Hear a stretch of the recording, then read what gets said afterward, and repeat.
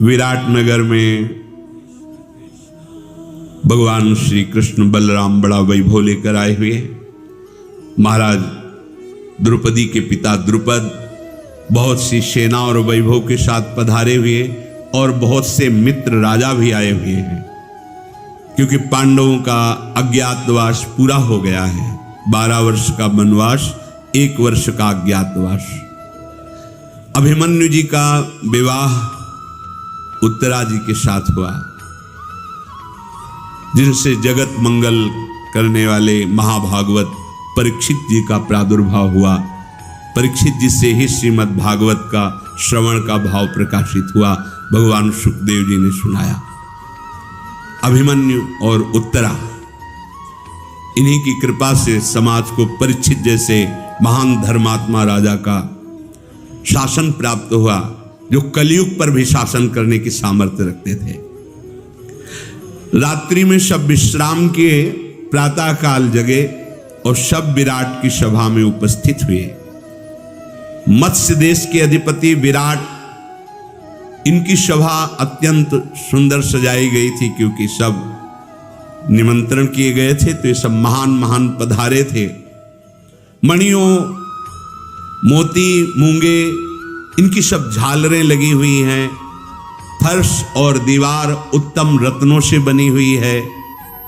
सभा भवन बहुत सुंदर है।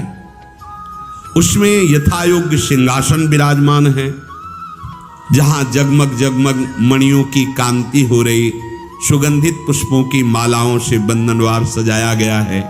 सब नरपति आकर के वहां विराजमान हो रहे हैं।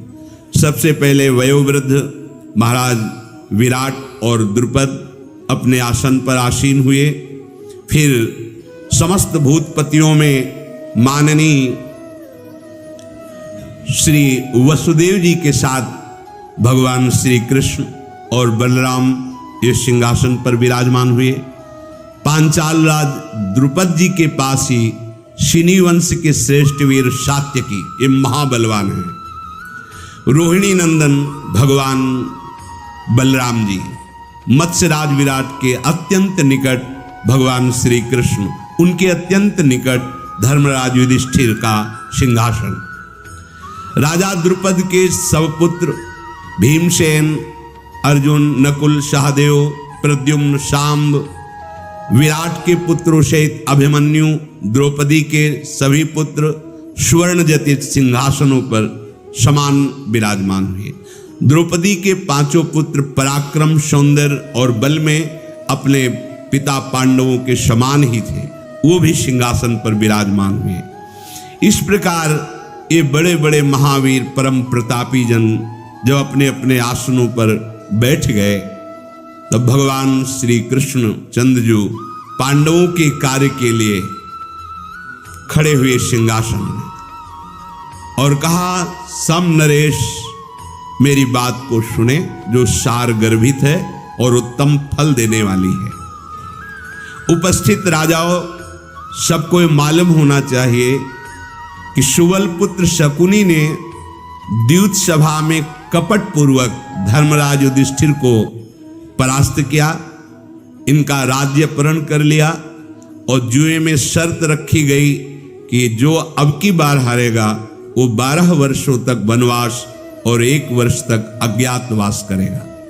पांडव सदा सत्य और धर्म पर आरूढ़ रहते हैं। सत्य ही इनका रथ है। इनमें वेग पूर्वक समस्त भूमंडल को जीत लेने की सामर्थ्य है। फिर भी इन महावीरों ने जानते हुए कि मेरे साथ छल कपट किया गया है, 12 वर्ष तक वनवास का दुख भोगा, 1 वर्ष तक अज्ञातवास में, जो इनको नहीं करना चाहिए वो दासत्व करके। बड़ा ही उग्र बात है, बड़ी कठोर बात है कि जो चक्रवर्ती सम्राट रहा हो वो एक दास की तरह वहां रहे। 13वां वर्ष इनका पार करना बहुत ही कठिन था। अज्ञात रूप में इन महात्माओं ने हर क्लेश सहते हुए उसको बिताया। अब ध्यान देने योग्य बात है कि अपनी कुल परंपरा से प्राप्त हुई राज्य की अभिलाषा से इन वीरों ने 12 वर्ष का वनवास, 1 वर्ष का अज्ञातवास पूरा किया। अब चाहिए युधिष्ठिर को कि धर्म पूर्वक अपने राज्य पर अधिकार करे। यदि दुर्योधन नहीं देता तो फिर युद्ध करें। आप लोगों का क्या विचार है? या कोई आप ऐसा मार्ग ढूंढे जो धर्मानुकूल हो, न्यायानुकूल हो, यश की वृद्धि करने वाला हो और युद्ध ना हो। महाराज युधिष्ठिर तो इतने संतोषी हैं कि अगर इनको एक छोटा सा गांव भी मिल जाए तो ये पांचों भाई अपने परिकर सहित रह के गुजारा कर लेंगे, युद्ध नहीं करेंगे। पर हम आपको बता देते हैं कि दुर्योधन इतना दुष्ट स्वभाव का है कि वो एक गांव भी देने के लिए तैयार नहीं होगा। आधे राज्य की तो बात जाने दो। कौरव मिथ्या आचरण करने वाले, छल कपट में प्रवीण, पांडव धर्माचरण करने वाले और सत्य में परम प्रवीण। आप लोगों से बात छिपी नहीं है। धृतराष्ट्र के पुत्रों ने बल और पराक्रम से कभी भी पांडवों को न पराजित किया है, न पराजित कर पाएंगे। सुहृदों सहित राजा युधिष्ठिर की अब भलाई होनी चाहिए, क्योंकि बहुत कष्ट पा लिया। पांडवों ने दूसरे राजाओं को जीत करके बहुत सा वैभव एकत्रित किया था। इनका जीता हुआ धन इनको वापस मिलना चाहिए दुर्योधन से। आप लोग अच्छी तरह जानते हैं, कभी अधर्म के द्वारा देवराज इंद्र का पद भी नहीं चाहेंगे महाराज युधिष्ठिर। कौरव इन्हीं के बढ़ाए हुए वैभव से उन्मत्त हो रहे हैं। इसलिए हम सबसे प्रार्थना करते हैं कि आप जो यहां विराजमान बड़े बड़े वयोवृद्ध राजागण हैं, सलाह दीजिए जिससे धर्मराज युधिष्ठिर को पुनः राज्य प्राप्त हो। ये धृतराष्ट्र के पुत्र नम्रता या व्यवहार नहीं जानते। ये पांडवों को मारने का ही फिर प्रयास करेंगे। अगर हम उनसे विनय करें तो वो कमजोर समझकर आक्रमण करेंगे। इसलिए निश्चित उपाय बहुत विचार पूर्वक किया जाए और दुर्योधन का अत्याचार अब पांडवों पर ना हो, ऐसा शासन किया जाए। या फिर शत्रु पक्ष का विचार जानने के लिए आप कोई प्रवीण दूत भेजें। वो दूत जाके वहां अपनी बात रखे महाराज युधिष्ठिर की, फिर उनका क्या विचार है। वो धर्मशील, पवित्रात्मा, कुलीन, सावधान दूत इस बात को समझ के फिर हमें बतावे। वो दूत ऐसा होना चाहिए जो दोष रहित हो, जोश सहित हो, बल होना चाहिए, उसमें दोष नहीं होना चाहिए, और उनके रोष को शांत करने में बल और बुद्धि के द्वारा समर्थ हो। अगर उनसे प्रार्थना की जाए कि आधा राज्य दे दें, युद्ध नहीं होगा, आराम से दुर्योधन हस्तिनापुर में रहे, इंद्रप्रस्थ में महाराज युधिष्ठिर। ये मेरा आप सबके बीच में वचन है, आप इसको सुने और निर्णय करें। भगवान बलदेव जी खड़े हुए हैं और कहा, श्री कृष्ण ने जो कुछ कहा वो धर्मानुकूल है, अर्थशास्त्र सम्मत है। आप लोगों ने सुना, इसी में अजात शत्रु युधिष्ठिर का भी हित है।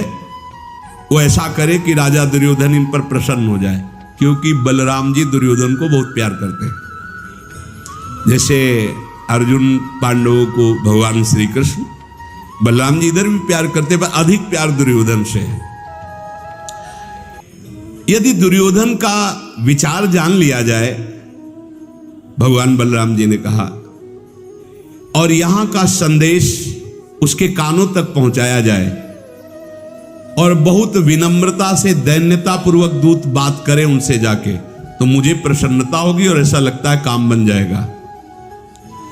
दूत जाकर वहां कुरुवंश के श्रेष्ठ वीर भीष्म, महानुभाव धृतराष्ट्र, द्रोणाचार्य, अश्वत्थामा, विदुर, कृपाचार्य, शकुन, कर्ण और जो सब धृतराष्ट्र के पुत्र शक्तिशाली हैं, लोग प्रसिद्ध वीर हैं, उनको सभा में बुलाया जाए और जो दूत जाए वो सबको प्रणाम करे, विनय करे, फिर ऐसी बात करे। ये युधिष्ठिर जी जुए का खेल नहीं जानते थे।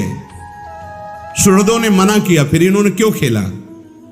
गांधाराज शकुनी परम खिलाड़ी है जुए का, तो खेल में तो हार जीत तो होती रहती है। जो ही भगवान बलराम जी ऐसा बोले तो द्वारिका से आए परम बलवान नारायणी सेना का प्रधान सेनापति सात्यकी खड़ा हो गया।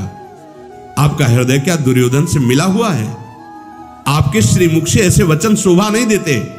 कोई भी धर्मात्माओं की सभा में ऐसा नहीं बोल सकता। जहां धर्मराज युधिष्ठिर और भगवान श्री कृष्ण विराजमान है, ऐसे दोषपूर्ण वचन आपको नहीं बोलने चाहिए। सात्यकी वहीं का है, नारायणी सेना का सबसे बड़ा महाबली योद्धा है। भाइयों सहित कुंती नंदन युधिष्ठिर बिल्कुल जुए में प्रीति नहीं करते और ना इस खेल के रहस्य को जानते थे। ये कौरव जानते थे, ये शकुनी जानता था। अगर धर्म पूर्वक विजय प्राप्त करना था तो युद्ध क्षेत्र में आते।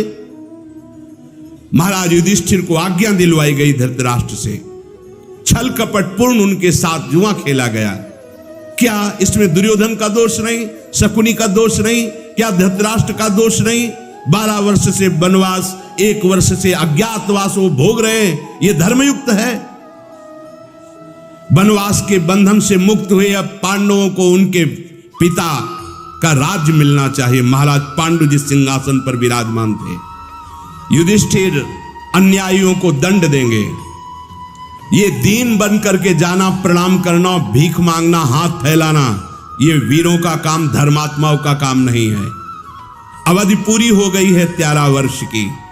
अब हम ये घोषणा करते हैं कि एक बार दूत भेजो और केवल वो संदेश वाक बनकर जाए और बताए, या तो आधा राज्य नहीं तो युद्ध। ये सब दैन्यतापूर्ण बात नहीं। भीष्म, द्रोण, विदुर, ये बड़े बड़े धर्मात्मा हैं जिनके सामने अधर्माचरण हुआ है और पांडवों को कष्ट मिला है। यदि वो अभी बुद्धि शुद्ध करके और युधिष्ठिर के अनुसार चले तो क्षमा हो सकता है, नहीं सबको दंड मिलेगा। बड़े बड़े पर्वत भी जैसे वज्र का वेग नहीं सहन कर सकते, ऐसे मैं सात्यकी हूं। मेरा प्रहार त्रिभुवन में कोई सह, वो है ऐसा वीर, नारायणी सेना का प्रधान सेनापति है।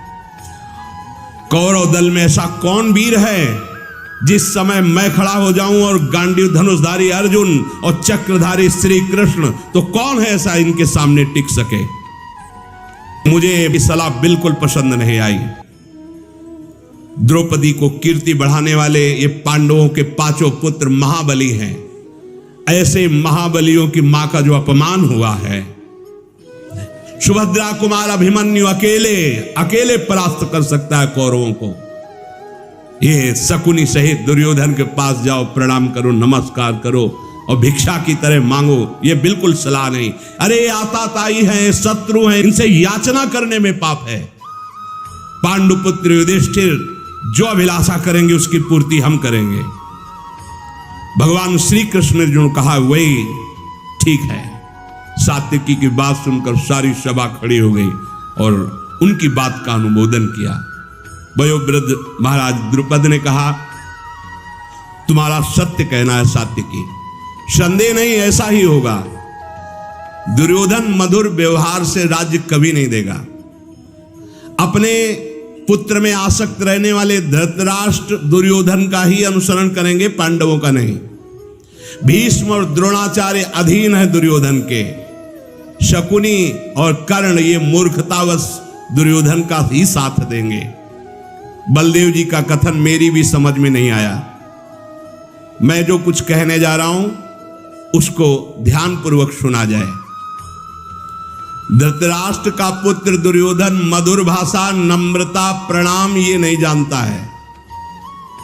ऐसे के सामने ऐसा व्यवहार करना पापपूर्ण होगा। मृदु व्यवहार वाला, स्वभाव वाला नहीं है दुर्योधन। इसलिए उस पापी दुर्योधन के प्रति मृदु वचन बोलना, मानो गधे के प्रति हाथ जोड़कर कोमलतापूर्ण व्यवहार करना, ऐसा साबित होगा। पापी एवं मूर्ख मनुष्य कभी मृदु वचन से नहीं समझता। अगर उसके सामने हाथ जोड़कर मृदु वचन बोला जाए तो वो समझता है कि ये दीन है, ये हीन है। कोमलता का वर्ताव करने पर समझता है ये मेरे बल से भयभीत हो गया है। इसलिए मैं जो आपके सामने प्रस्ताव रखने जा रहा हूं, ध्यानपूर्वक सुने। महाराज द्रुपद ने कहा, हमारा शीघ्रगामी दूत शल्य, धृष्टकेतु, जयसेन, समस्त के राजकुमारों के पास जाए। मुझे पता है मेरी सभा में भी गुप्तचर दुर्योधन के बैठे होंगे थे, क्योंकि बहुत सावधान था। वो जब ही ये बात सुनेगा तो बहुत से राजाओं को युद्ध का निमंत्रण पहले देगा, और राजाओं की पद्धति होती है जिसका पहले निमंत्रण पहुंच गया उसी के साथ वो हो जाते हैं। मुझे लगता है कि दुर्योधन के पास दूत बाद में भेजा जाए, पहले राजाओं को निमंत्रण किया जाए, क्योंकि ये जहां गुप्तचर उसको बताएंगे वो तुरंत पहले सेना के लिए निमंत्रण भेजेगा राजाओं के पास। शल्य आदि जो बड़े बड़े महाबली राजा हैं, शीघ्रगामी घोड़े से दूत जाए, उनको निमंत्रण दें।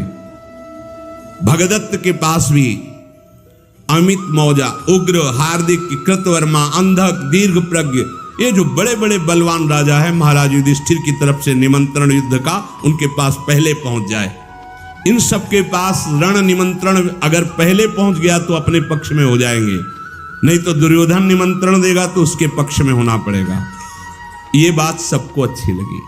फिर पहले उनको निमंत्रण, फिर एक हम अपने राज्य का वयोवृद्ध ज्ञानवद विद्वान ब्राह्मण भेजेंगे धृतराष्ट्र के पास। वो सभा में दुर्योधन से क्या कहेगा, शांतुनंदन भीष्म जी से क्या कहेगा, धृतराष्ट्र से क्या संदेश मिलेगा, वो बड़ी प्रवीणता से वार्ता करने वाला होगा, उसे हम सब समझा देंगे। भगवान श्री कृष्ण खड़े हो गए और कहा, महाराज द्रुपद की बात परम सत्य है, ऐसा ही किया जाए। इसी से अमित तेजस्वी पांडुनंदन राजा युधिष्ठिर का अभीष्ट कार्य सिद्ध होगा। हम लोग सुनीति से चलने वाले हैं, अतः हमें सबसे पहला कार्य करना चाहिए कि जितने भी बलवान राजा हैं उनको रण निमंत्रण दे देना चाहिए।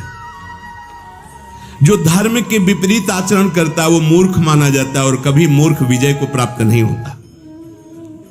इस समय हम और आप सब विवाह उत्सव में आए हुए हैं, विवाह कार्य संपन्न हो गया है, इसलिए पहले तो हम विदा मांगते हैं और अपनी पुरी को जाते हैं।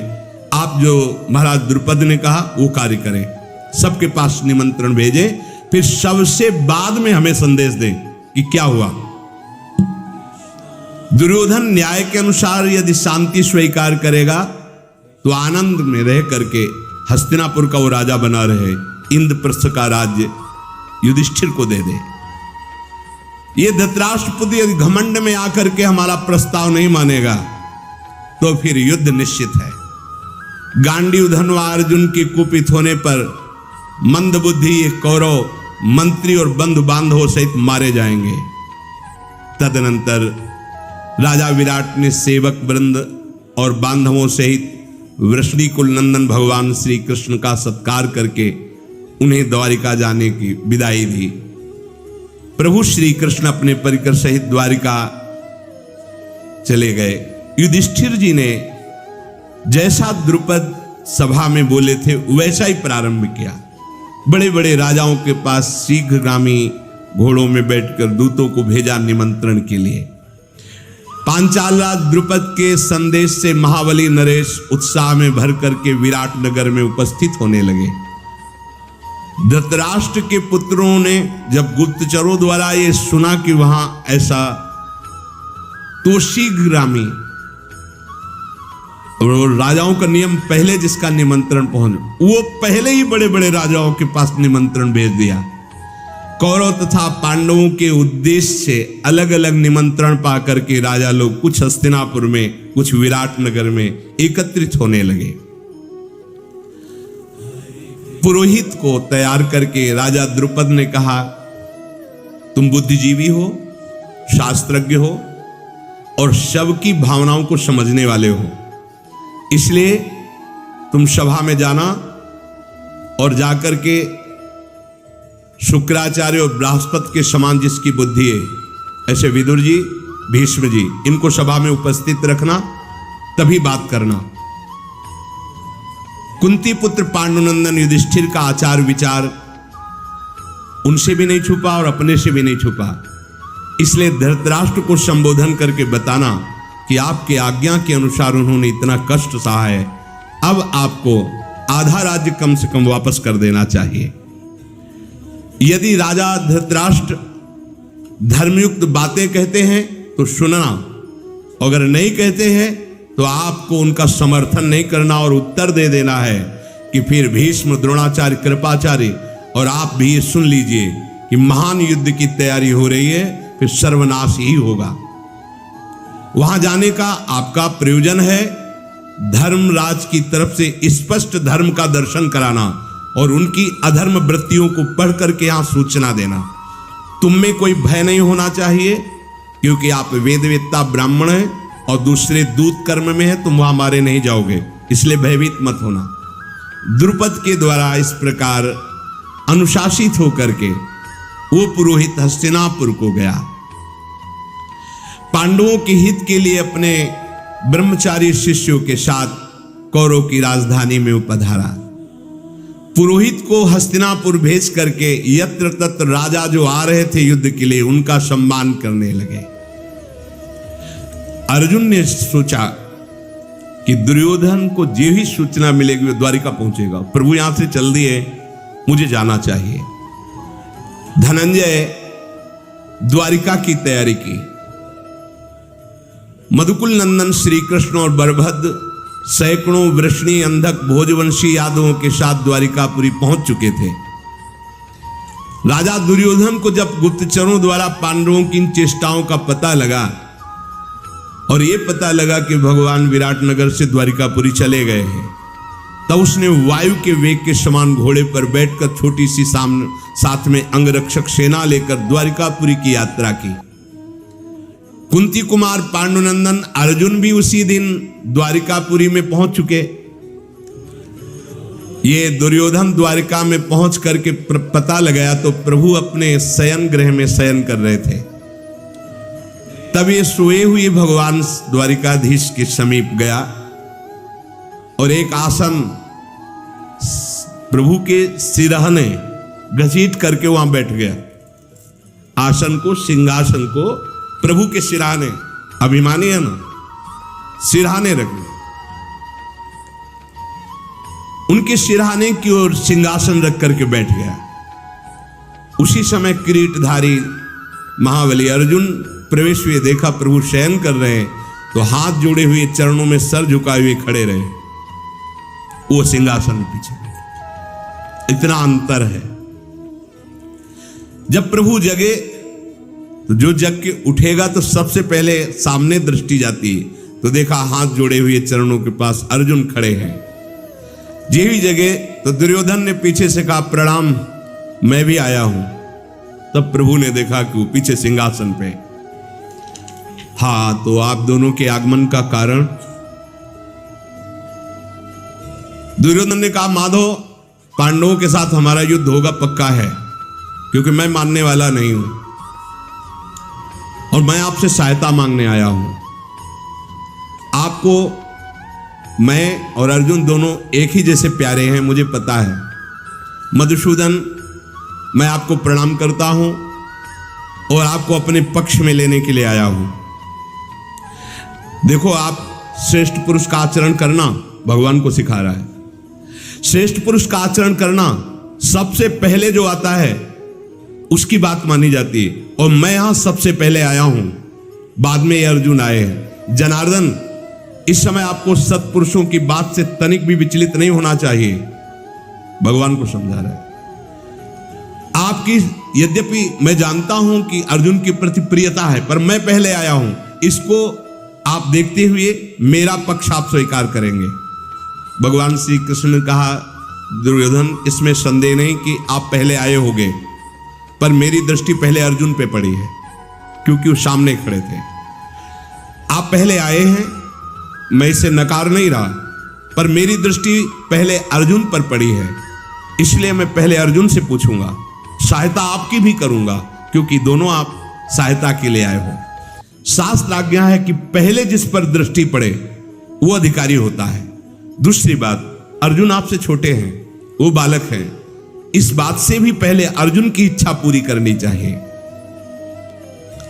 मेरे पास 10 करोड़ भयानक बलशाली गोपगण और विशाल नारायणी सेना है, जो डटकर युद्ध में देवताओं से भी लोहा ले सकती है। एक और तो मेरी नारायणी सेना 10 करोड़ गोपगण रहेंगे बलवान, और एक तरफ मैं रहूंगा, कोई अस्त्र शस्त्र नहीं ग्रहण करूंगा। अब आप बताओ, दोनों में से कौन क्या लेगा? एक तरफ मैं रहूंगा निहत्था, कोई अस्त्र शस्त्र नहीं, और एक तरफ 10 करोड़ गोप बलवान और नारायणी सेना मेरी रहेगी। दोनों में से अर्जुन बोलो, पहले तुम्हें क्या चाहिए? तुम पहले चुन लो, क्योंकि धर्म के अनुसार मैंने पहले तुम्हें देखा है और तुम दुर्योधन से छोटे भी हो, इसलिए अधिकार रहे तुम्हारा। बालक का पहले अधिकार होता है अपनी इच्छा की पूर्ति कराना। भगवान श्री कृष्ण के ऐसा कहने पर अर्जुन पुलकित हो गए और कहा, प्रभु मुझे शत्रुहंता नारायणी सेना नहीं, 10 करोड़ गोप नहीं, मुझे सिर्फ आप चाहिए।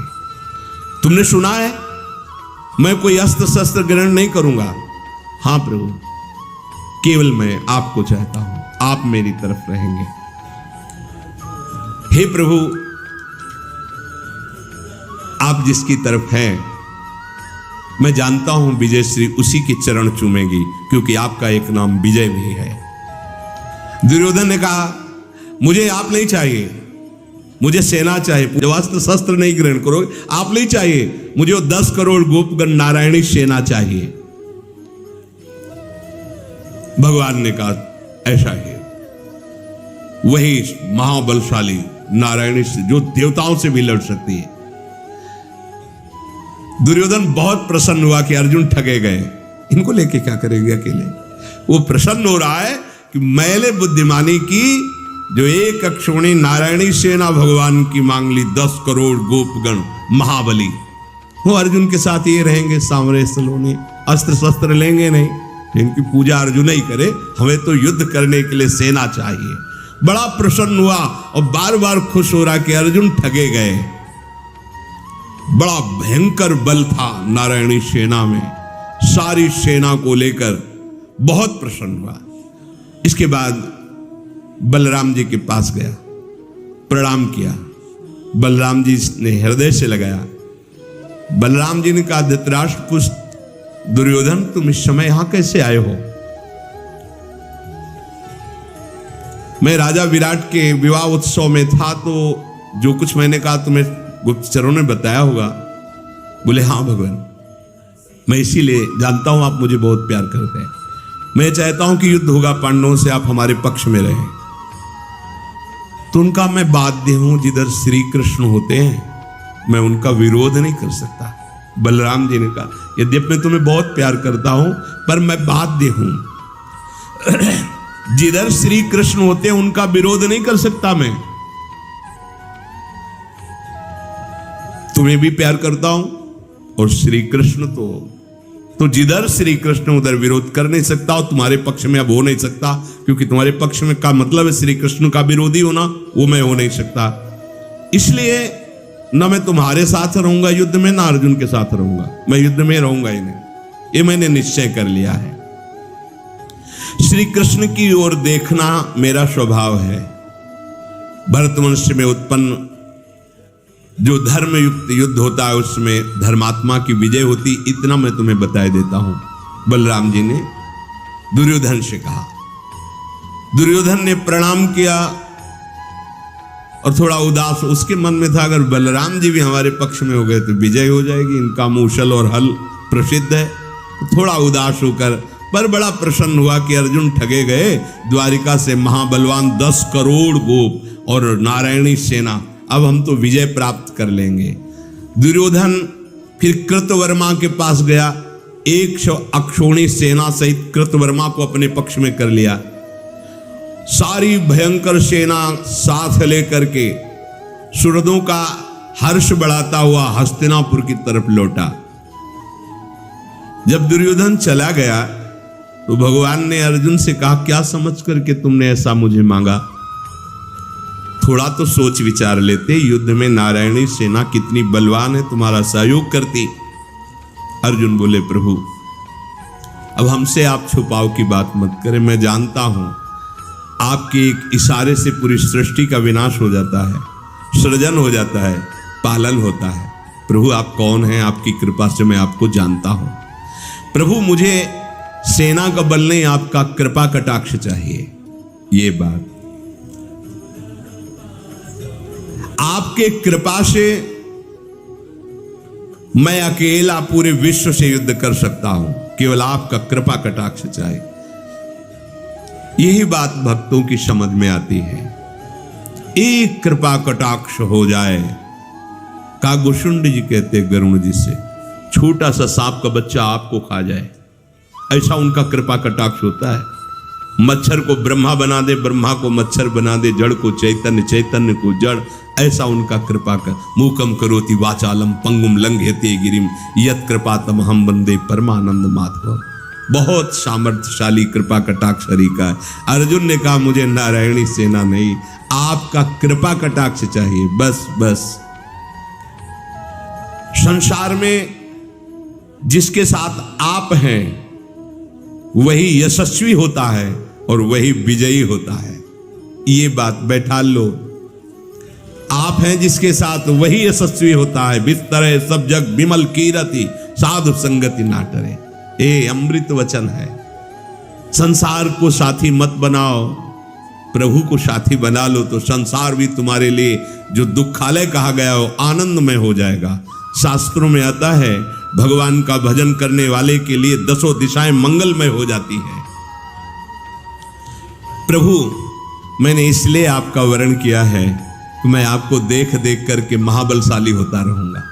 ये आपको देख देख करके, आपका कृपा कटाक्ष प्राप्त करके मेरी आंतरिक अभिलाषा है कि मैं अपने जीवन रथ को आपके हाथ में समर्पित कर दूं, आप उसके सारथी बन जाए। प्रभु ने कहा चिरकाल की अभिलाषा पूर्ण करूंगा, बाहरी रथ का भी मैं सारथी बनूंगा और तुम्हारे जीवन रथ का भी मैं सारथी बनूंगा। यही है जीवन का लाभ। अपने जीवन रथ की बागडोर जगत गुरु भगवान श्री कृष्ण के चरणों में दे दो, वो सारथी बन जाएंगे तो इंद्रिय रूपी घोड़े फिर विषयों में नहीं जाएंगे, वो ठीक मार्ग पे चलेंगे। भगवान श्री कृष्ण ने कहा पार्थ जाओ तुम्हारी विजय हो। सुनो अभी युद्ध नहीं हुआ है। भगवान क्या कह रहे हैं, अगर भगवान को लिया है तो वो विजय की आशा में वीरों को लेके जा रहा है और विजय श्री किसके पास हो गई, आ गई। अर्जुन जाओ, अर्जुन शत्रु को परास्त करके विजय प्राप्त करो। और भगवान सच्चिदानंद, इनके वचन अमोघ हैं। हो गई विजय, विजय अब हो गई, युद्ध बाद में होगा। धृतराष्ट्र जी ने पूछा था संजय जी से, संजय मेरे पास 11 अक्षौणी सेना, एक से एक बलशाली, और पांडवों के पास तो 7 अक्षौणी है। वो माना श्री कृष्ण है पर वो अस्त्र शस्त्र तो चलाएंगे नहीं, तो आपको क्या विजय किस पक्ष में लग रही है? मुझे तो लग रहा है मेरा पक्ष बहुत जोर, 11 कहां 7 कहां 11।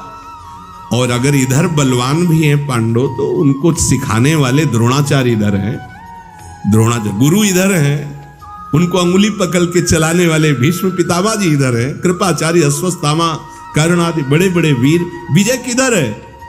तो संजय जी ने कहा महाराज मेरी जो दृष्टि में आ रहा है, क्योंकि दिव्य दृष्टि संपन्न भगवान व्यास देव जी ने संजय जी को किया था कि बैठे बैठे आप पूरा युद्ध का समाचार धृतराष्ट्र को सुनाइए।